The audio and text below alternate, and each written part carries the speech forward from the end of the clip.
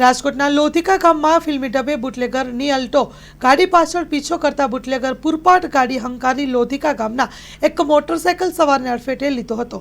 મોટો અકસ્માત સર્જાઈ ગયો છે।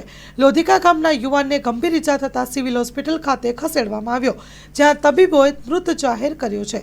પોસ્ટમોર્ટમ માટે મોકલી આપેલ છે, જ્યારે બુટલેગરને પીછો કરી રહેલી પોલીસે પીછો કરીને પકડી પાડેલ છે, જેને હાલ પોલીસ સ્ટેશન ખાતે લઈ આવવામાં આવેલ દેશી દારૂ ભરેલ કારે અકસ્માત સર્જ્યો છે। પોલીસના ડરના કારણે ગાડી ઓવર સ્પીડમાં હંકારી હતી।